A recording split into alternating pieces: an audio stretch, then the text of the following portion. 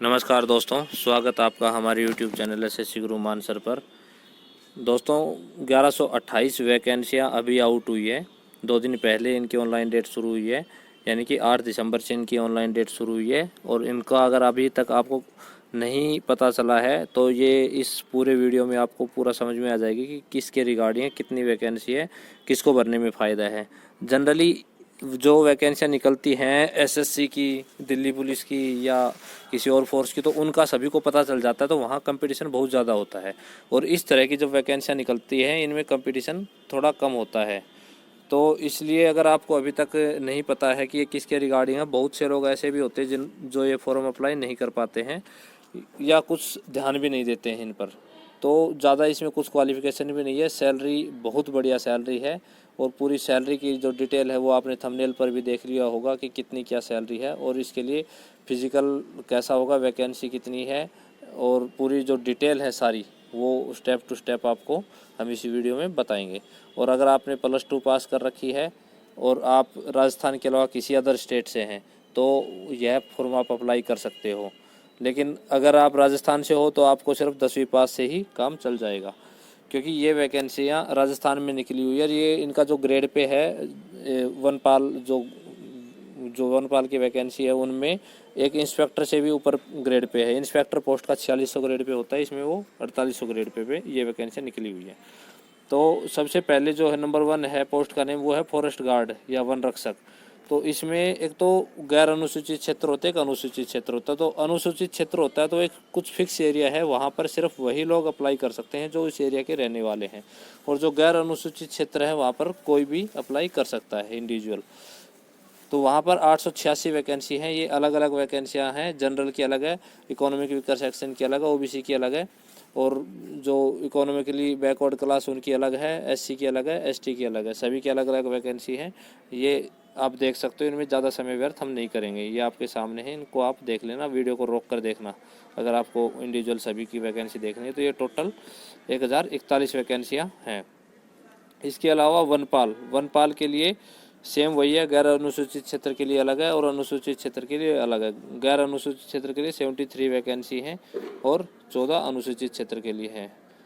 इसके बाद total vacancy 87 हो गई। तो जो वन रक्षक होता है उसकी जो सैलरी है उसमें 25,500 से 81,100 रुपये तक होता है। ग्रेड पे इसका 2400 होता है। और एक दिल्ली पुलिस कांस्टेबल का ग्रेड पे 2000 होता है, और इसमें जो ग्रेड पे है वो दिल्ली पुलिस हेड कांस्टेबल के बराबर ग्रेड पे है। और सीएचएसएल में जो ग्रेड पे होता है उसमें एक 2000 होता है, और यूडीसी का जो होता है वो 2400 होता है। तो यूडीसी के लेवल का ये ग्रेड पे है। इसके बाद वनपाल की सैलरी ग्रेड पे 4800 की है। हालांकि ग्रेड पे अभी जो पे कमीशन आया था उसमें ग्रेड पे हटा दिया गया है, उसमें पे लेवल है।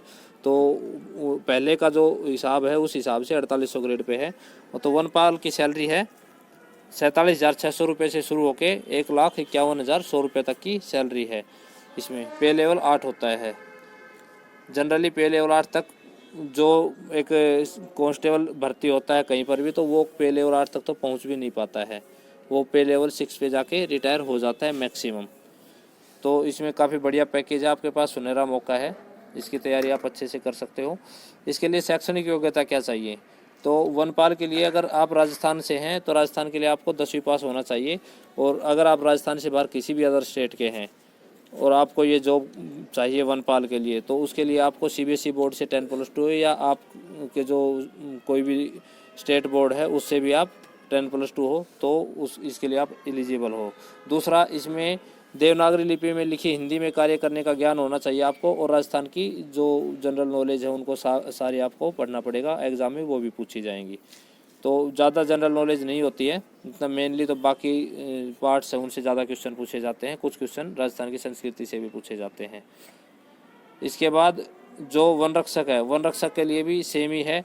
उसके लिए आपको सिर्फ 10वीं पास होना चाहिए, किसी भी मान्यता प्राप्त बोर्ड से 10वीं पास आपको होना चाहिए। और इसके वही सेम हिंदी में आपको कार्य करने का ज्ञान होना चाहिए और राजस्थान की संस्कृति का भी ज्ञान होना चाहिए। तो इसमें अब आयु पर आते हैं। तो वनपाल के लिए आयु 1 जनवरी 2021 को मिनिमम 18 वर्ष होनी चाहिए और आपकी अधिकतम 40 वर्ष होनी चाहिए।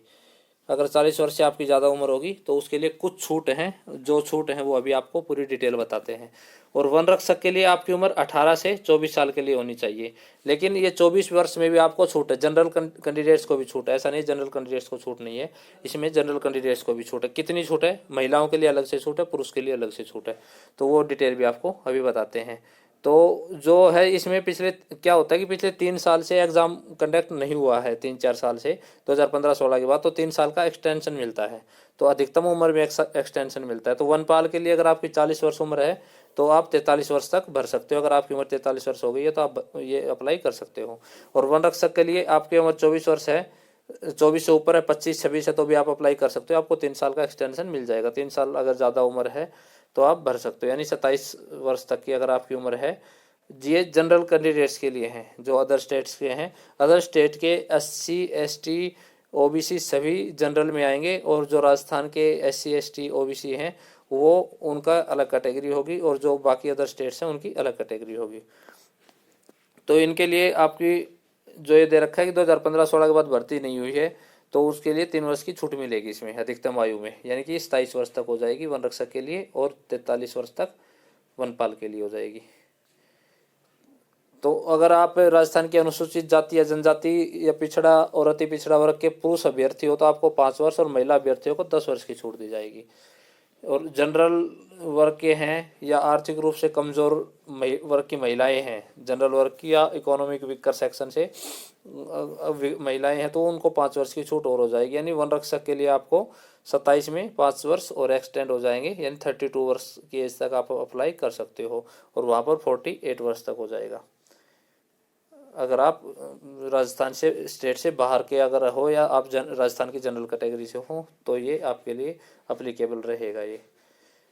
ये आगे वही पॉइंट है, राजस्थान राज्य को छोड़कर अन्य सभी राज्यों के किसी भी वर्ग के अभ्यर्थियों को सामान्य वर्ग में माना जाएगा।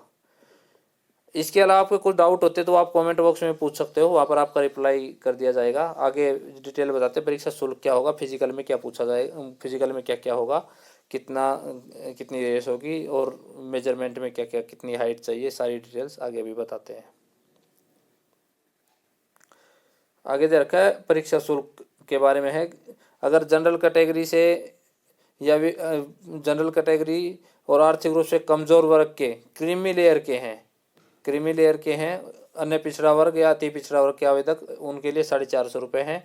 और अगर राजस्थान के नॉन क्रीमी लेयर से और OBC से आप हैं, पिछड़ा वर्ग या अति पिछड़ा वर्ग से हैं, तो वहाँ पर आपको 350 रुपये इसके लिए फीस देनी होगी। और जो फिजिकली चैलेंज्ड जो पर्सन होते हैं, समस्त जो विशेष योग्यजन बोलते हैं, और जो अनुसूचित जाति अनुसूचित जनजाति के हैं, उनको 250 रुपये देने होंगे। राजस्थान के जो अनुसूचित जनजाति अनुसूचित जाति के हैं उनको। और बाकी कोई भी ऐसा वर्ग, कोई भी सामान्य वर्ग हो या कोई भी हो जिनकी वार्षिक आय परिवार की 2.5 लाख से कम है, उनको 250 रुपये जमा करने होंगे, 250। लेकिन उनको जब उनके डॉक्यूमेंट वेरिफिकेशन होंगे उस समय उनको ये जो 2.5 लाख से कम वार्षिक आय का आपके वहाँ के कोई अधिकारी जो होते हैं एलिजिबल, उनके वहाँ से प्रमाण पत्र लेकर आपको उस टाइम दिखाना पड़ेगा। इसके बाद आपकी जो फिजिकल मेजरमेंट है, फिजिकल मेजरमेंट में आपकी हाइट कितनी होनी चाहिए, तो पुरुष के लिए हाइट चाहिए 163 सेंटीमीटर। और जो अनुसूचित जनजाति हैं और जो पहाड़ी इलाके में रहने वाले असमिया, भूटानी, गढ़वाली, गोरखा, जो भी पहाड़ी एरिया के हैं, हिल एरिया के जो हैं, उनके लिए 152 सेंटीमीटर चाहिए हाइट। और अगर चेस्ट है, चेस्ट में 84 सेंटीमीटर चेस्ट चाहिए। उसके अलावा आपको 5 सेंटीमीटर का एक्सपेंशन यानी कि फुलाव भी आपका 5 सेंटीमीटर का जो चेस्ट का घेराव है वो 84 सेंटीमीटर होगा पुरुषों के लिए। और अब आते हैं महिलाओं के मेजरमेंट के लिए। अब महिलाओं के मेजरमेंट में हाइट महिलाओं की चाहिए 150 सेंटीमीटर, और जो चेस्ट है वो 79 सेंटीमीटर होगा, और 5 सेंटीमीटर उसमें एक्सपेंशन भी चाहिए, फुलाव 5 सेंटीमीटर का मापा जाएगा। इसके अलावा जो शारीरिक दक्षता है, शारीरिक दक्षता में मतलब कितनी आपकी दौड़ होगी, तो 25 किलोमीटर की दौड़ होगी पुरुषों के लिए, वो 4 घंटे में उनको वो पार करनी होगी, चाहे पैदल चल कर करो चाहे दौड़ कर करो। ये 25 किलोमीटर की 4 घंटे में तय करनी होगी।